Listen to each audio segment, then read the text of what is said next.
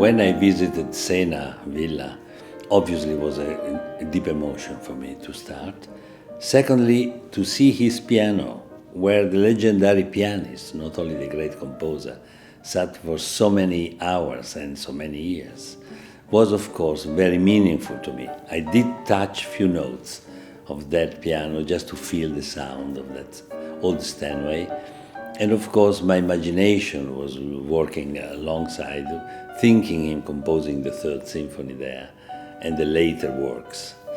I think is a house extremely elegant, which shows his soul, his need for rest. The man who left so early Russia, and he will never go back to Russia, and all his life has been thinking and inspired by the Russian tradition in music.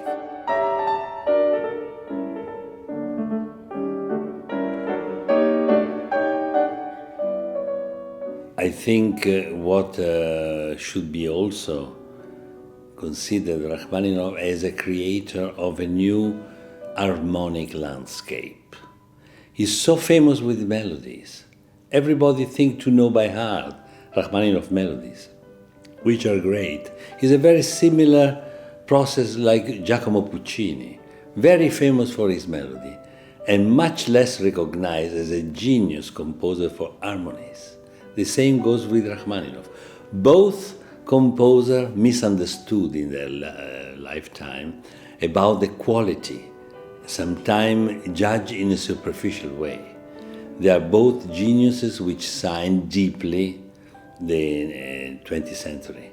I think the quietness of Sena Villa, the beauty on the lake, the beauty of the garden, the silence, are elements which prove how much Rachmaninoff needed these restful periods because of his incredibly neurotic life as a soloist, especially in the years of America. I think the reality of what Sena means for the city of Sena is extremely important to reflect onto the Lucerne Festival.